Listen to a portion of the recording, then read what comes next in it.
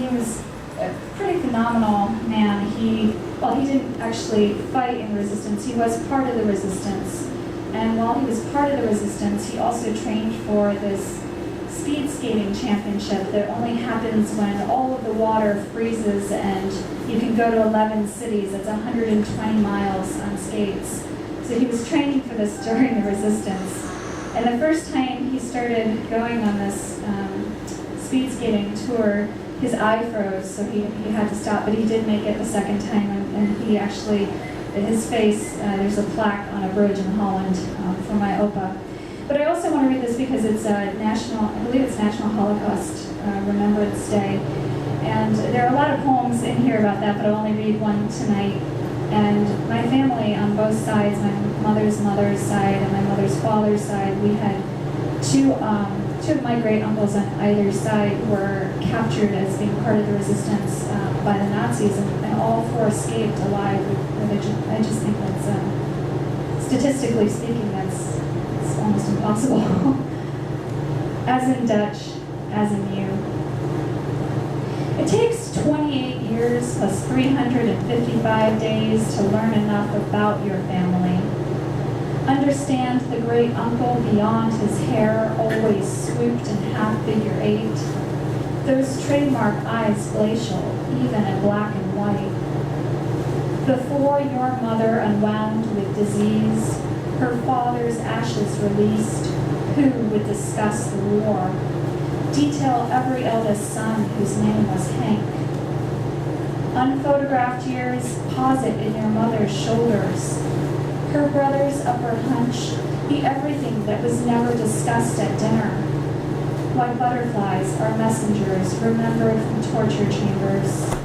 Their inscription, the lesson for your grandfather's brothers, who made their bodies slight as insect for escape. And how the women, the wives, vanished, their children packed for the country. Worry, ushered like kerchief, underneath sleeve or daring between breasts. No wonder your grandfather trusted a sharp blade. The first push from bank, the cinnamon whirl from windmill on the opposite side of the lake. Now, by the waters, too warm to freeze, your mother speaks and speaks, unbinds the scheme behind her father's collection of antique skates. Here, a host of reasons to keep the family sealed in a bed of ice.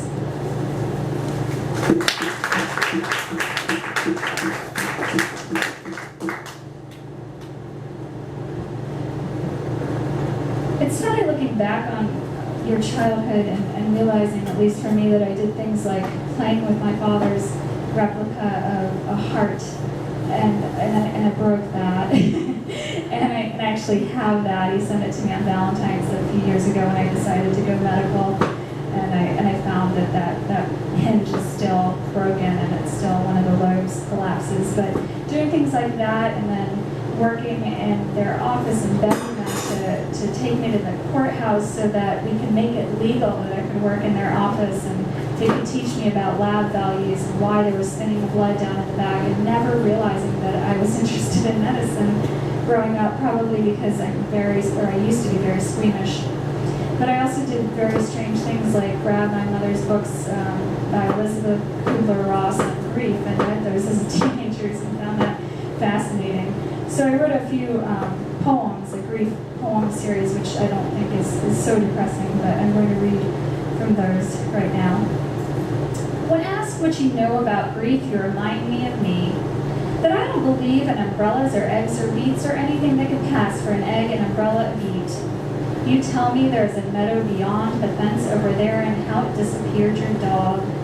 But that fence is falling, has been in a perpetual state of suspension since you and I have, and you are allergic to fur. You're in the middle of an omelet without ketchup only because there isn't, and you tell me grief is like this as you point to your plate, and I agree. When asked what you know, you tell me of a field above a hill below a trail that keeps expanding. How you never approach the ocean, only collected advances as others weeds. You tell me the trail leads no one. You remind me of what migrates. I remind you of wind, how it holds the red tail steady. You say current is current, treading inevitable. We are featherless, our legs relinquish. If you find the barn empty where the red finch sings, if you find yourself sudden as hunger.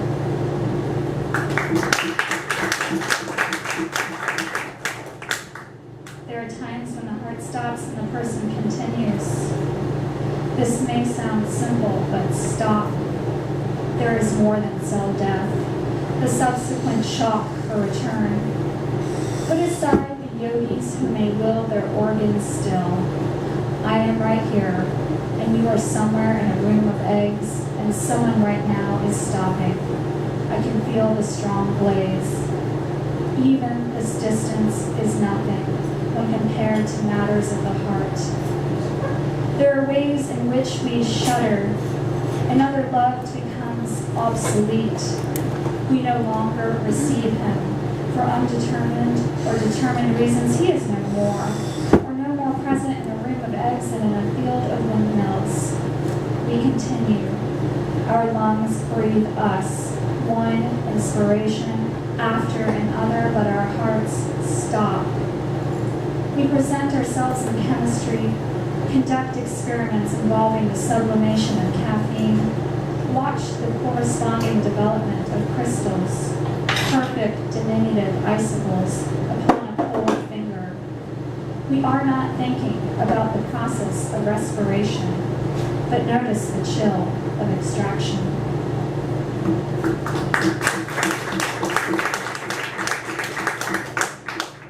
I have to say, this is the longest time I've ever been given except for my book launch, so thank you for that, Dwayne.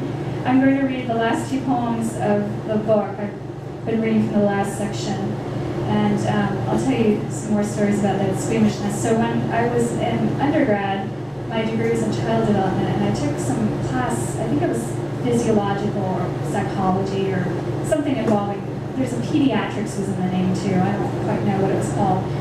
But there was this one day where we had to do presentations, and I was always on time, and I was late this day, and I come in and there were no seats available, which essentially meant that people had not been coming to class because there were always seats available.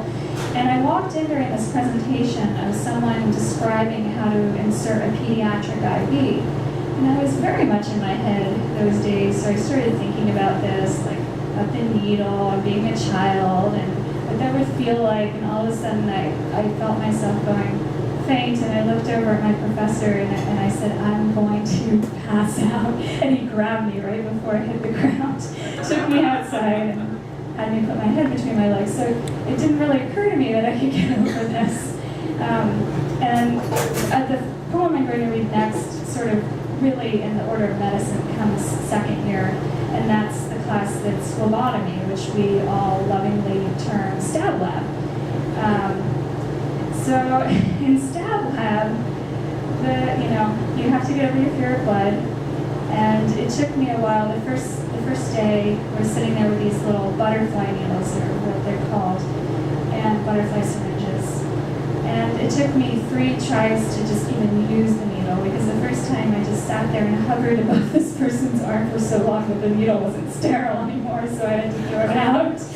And then the second time, I hit the release valve that basically sucked the needle back in. But then the third time, the most remarkable thing happened. It was the first time I ever tried, and I got blood, and it was the most thrilling moment of my life to watch the blood fill this plastic sheathing and go into the tube that's in your hand, and you feel the warmth in the tube, and all of a sudden, and I'm not saying I love this class because I did not, and I don't like getting my blood drawn, but it was like the biggest thrill in the world to feel this blood enter this vacuum container. Yeah, who would have thought it? But my feeling for stab lab is like a left to right shunt progressing to a right to left shunt, something that requires attention before potential cyanosis. 1. If I told you my first was with a butterfly, then it took 3 times before I could stick, the instructor priming me with, What will it take? And I couldn't answer to failure, but the flash that followed, far more electric than anything I had ever, a steady crimson filling a tighter top, the shock of placing a 23G with accuracy, the unexpected heat of letting. 2. In this chapter, I discover the key between precision and accuracy. I am 0 for 4. And I skipped a night of fairies and you, for hours upon hours of precisely missing the median cubital. Some lovely part of a dorsal venous network that likes to shake it to the left while my anchor retreats. I am reminded, this isn't a metaphor.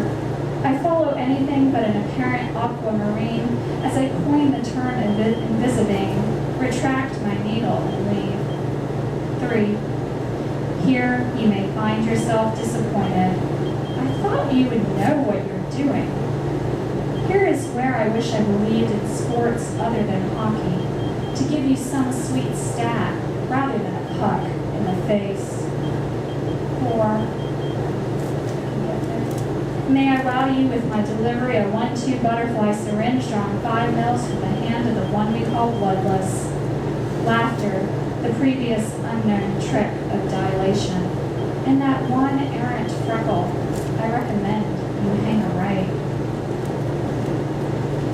And the last poem I'll read is for the class that preceded that, which was Gross Lab, which I really had to start getting over my squeamishness. And it's called that. It's not something that we call it cadaver lab or gross anatomy lab. And we have a professor who is named Dr. Love, who teaches us gross anatomy lab. And she makes the whole experience really beautiful. I was very concerned that I wasn't going to be able to get through the class, so she talked with me about other students who had a hard time and said, you'll probably end up being one of those who stays late and does even more dissection. And that ended up being true in the end, but it took me a while to get there. But one of the things she did was the first day she brought flowers to the lab. And we had a moment for all of the cadavers and gave thanks for them. And they donated their bodies and to their families and to the stories that they carried. And she told us to unwrap the bodies like a gift. And that was very helpful. So our first year in January, on the week of my birthday, something happened which I've probably been gearing up for my whole life as the cardiologist's daughter. I come into the lab and the rib cage, they had all been removed because we were going to unearth the heart. So my lab partner did this, and she put the heart into my hands. And I have to say, it was the moment I was waiting for, but our cadaver had a very small heart. And it was kind of sad because it was this tiny little heart. So I went around asking everybody else if I could hold their heart. And the most impressive one was this very, very beautiful one that also should not have been that large, honestly. But it was so beautiful to learn off of. So I wrote a poem for Dr. Love in this experience. In January, our rib cages are cleaved. Then there is the moment when we are asked to open our palms, curl our fingers to receive what skipped, operated with impulse solely, to accept this collection of cells, once examined below scope, would appear striated, but not just striated, specialized. This organ of pulse and organization, this synergist of breath, a muscle of varying mass, with which desire was implied, volumes read, between an innermost smooth, a novel of, an ending until, the moment before, now. Thank you.